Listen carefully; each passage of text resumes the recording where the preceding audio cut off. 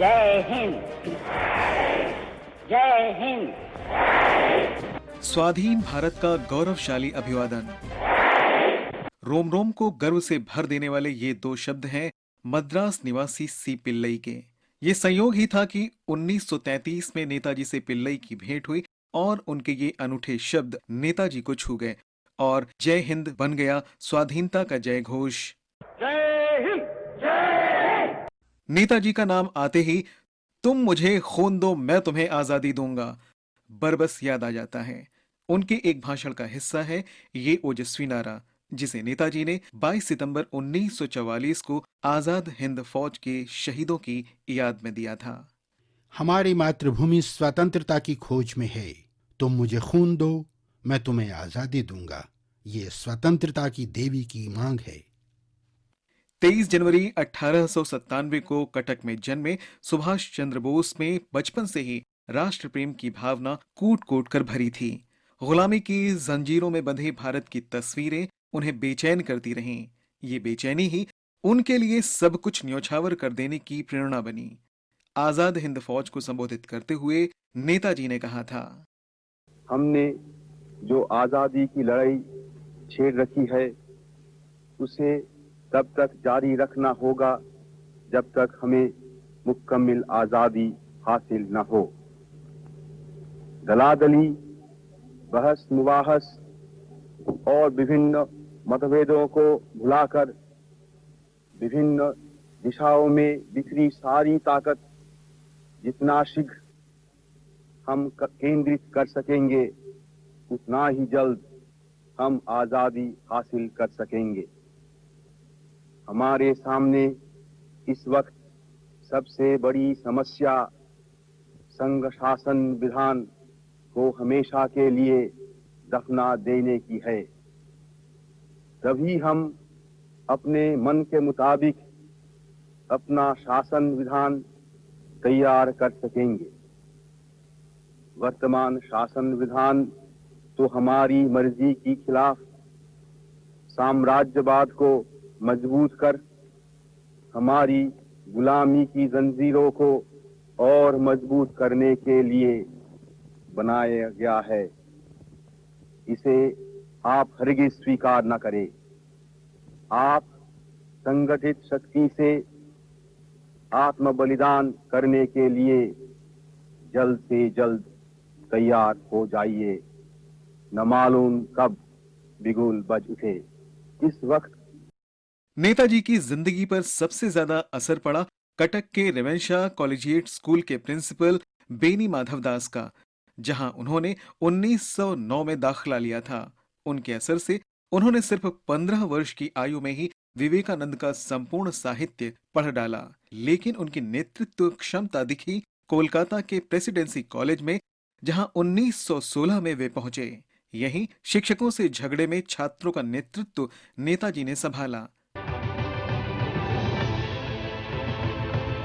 लेकिन नेताजी के व्यक्तित्व को एक नया रूप मिला ब्रिटेन में, जब वे कैम्ब्रिज में पढ़ने पहुंचे।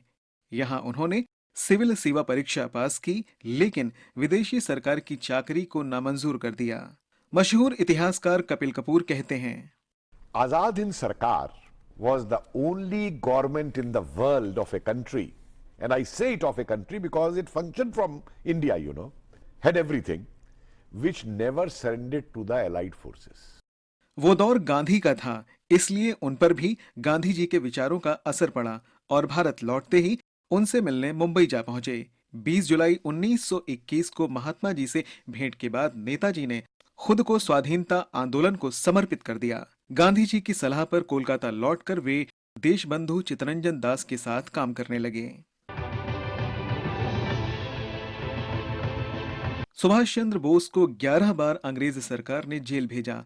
इससे उनकी लोकप्रियता बढ़ती ही गई, इतनी कि 1930 में जेल में रहते हुए ही वे कोलकाता के महापौर चुन लिए गए। कोलकाता में नेताजी ने जवाहरलाल नेहरू के साथ मिलकर इंडिपेंडेंट लीग की शुरुआत की। 1927 की साइमन कमीशन की भारत यात्रा का देशव्यापी विरोध इसी लीग के बैनर तले हुआ। कोलकाता में इसकी अगुवाई खुद नेताजी ने की।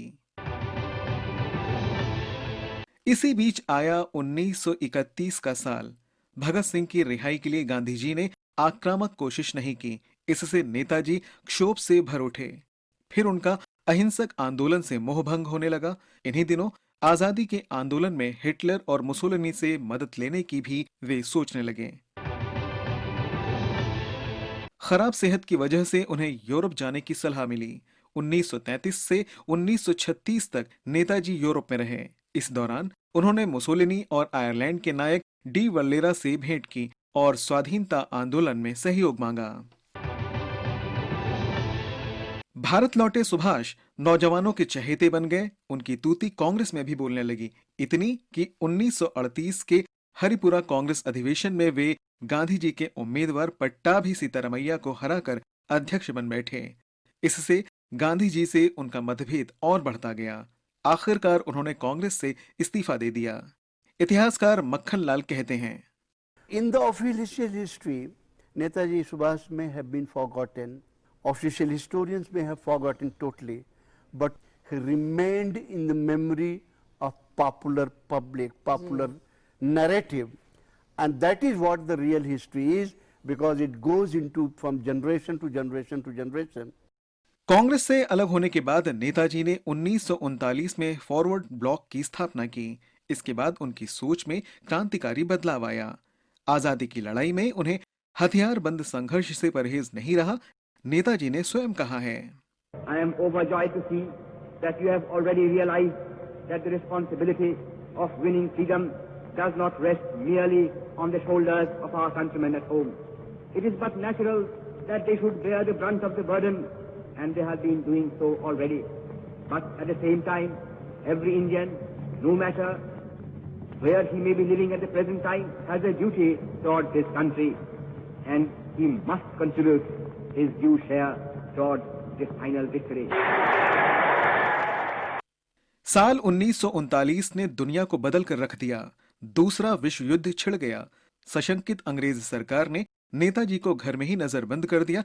इसे बोस ने अवसर के रूप में लिया और भेष बदलकर चुपके से निकल पड़े। अफगानिस्तान और सोवियत संघ होते हुए जर्मनी पहुंच गए। समर्थन जुटाने के सिलसिले में 29 मई 1942 को उनकी हिटलर से मुलाकात हुई, लेकिन उन्हें समर्थन का ठोस आश्वासन नहीं मिला। लेकिन वे इससे निराश नहीं हुए और एक जर्मन पनडुब्बी से पूर्वी एशिया के लिए निकल पड़े और जा पहुंचे इंडोनेशिया, जहां उनसे आजाद हिंद फौज के संस्थापक रास बिहारी बोस की भेंट हुई और उनके अनुरोध पर उन्होंने आजाद हिंद फौज की कमान संभाल ली। इस मौके पर उन्होंने आजादी को लेकर महत्वपूर्ण बात कही। अभी तो हम इच्छा रखते हुए भी हिंदुस्तान के बाहर उपनिवेशों में बसे हुए अपने भाइयों की मदद नहीं कर सकते। वे भी हमारे ही खून है, हम उन्हें भला कैसे भूल सकते हैं। भारत आज चिरकालीन शोषण के कारण दरिद्रता की चक्की में पीस रहा है। महामारी आदि बीमारियों का भारत घर हो रहा है। निरक्षरता अभी फैली हुई है। वैज्ञानिक साधन हमें मुयस्सर नहीं जिससे खेती की उन्नति कर सके। 2 शाम रोटी मुहाल है। इन सब कुरोगों की एकमात्र रामबाण औषधि आजादी है। वो राष्ट्रीय एकता पर निर्भर करती है। असंगठित और कमजोर रहना पाप है। गुलामी सब कष्टों और पापों की जड़ है। अब गुलामी की जंजीरों को तोड़ने के लिए एक दिल एक प्राण होकर कटिबद्ध हो जाइए। हिंदुस्तान अब गुलाम नहीं रह सकता और न कोई ताकत इसे गुलाम रख ही सकती है। हाँ, हमें स्वतंत्रता का मूल्य चुकाना होगा। आप इसके लिए तैयार हो जाइए, जिससे यदि हम गुलाम हिंदुस्तान में पैदा हुए हैं तो स्वतंत्र हिंदुस्तान में जीवे और मरे। तभी आजाद हिंदुस्तान दुनिया को नए नए संदेश दे सकेगा। तब जापानी सेनाओं ने अंग्रेजों के खिलाफ मोर्चा खोल रखा था।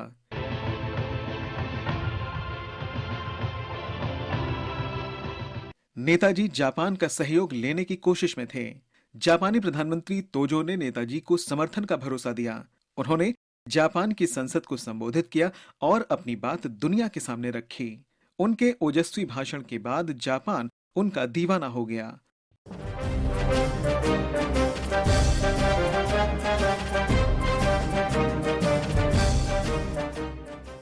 वहां से सिंगापुर लौटे और 21 अक्टूबर 1943 को आजाद हिंद सरकार की स्थापना की। भारत की पहली देसी सरकार को प्रधानमंत्री नरेंद्र मोदी ने 2018 में यूं याद किया था। आजाद हिंद सरकार अखंड भारत की सरकार थी, अविभाजित भारत की सरकार थी। मैं देशवासियों को आजाद हिंद सरकार के 75 वर्ष होने पर बहुत बहुत बधाई देता हूं। साथियों, अपने लक्ष्य के प्रति जिस व्यक्ति का इतना साफ विजन था, लक्ष्य को हासिल करने के लिए जो अपना सब कुछ दांव पर लगाने के लिए निकल गया हो, जो सिर्फ और सिर्फ देश के लिए समर्पित हो, ऐसे व्यक्ति को याद करने भर से ही पीढ़ी दर पीढ़ी प्रेरित हो जाती है। सशस्त्र संघर्ष में नेताजी ने नारा दिया था, दिल्ली चलो। इससे उत्साहित आजाद हिंद फौज ने 30 दिसंबर 1943 को अंडमान निकोबार द्वीप को आजाद करा लिया। इस बीच नेताजी 4 जुलाई 1944 को बर्मा पहुंचे। इसी दौरान आजाद हिंद फौज ने इम्फाल और कोहिमा पर हमला बोला। उसी दौरान 6 जुलाई 1944 को सशस्त्र संघर्ष को जायज ठहराने के लिए रंगून रेडियो से नेताजी ने गांधी जी को संबोधित किया। इसी मशहूर संबोधन में पहली बार उन्होंने गांधी को राष्ट्रपिता कहा। नेताजी पूर्वी एशिया को ताकतवर समूह बनाने के हिमायती थे। I believe that the Asiatic nations and particularly Indian people should regard themselves as fortunate in having such a friend and guide in times of crisis. And may I therefore offer my congratulations to you on having such a leader in a war crisis to lead you on to victory and at the same time to carry on the work of reconstruction. बाद में अंग्रेजी फौजें भारी पड़ने लगीं, लिहाजा आजाद हिंद फौज को पीछे हटना पड़ा। इस बीच नागासाकी और हिरोशिमा पर अमेरिकी अणु बमों के हमले के बाद जापान हार गया। फिर भी नेताजी ने हिम्मत नहीं हारी और रूस से सहयोग लेने के लिए 18 अगस्त 1945 को मंचूरिया से रूस के लिए निकल पड़े। लेकिन ये उनकी अंतिम यात्रा साबित हुई।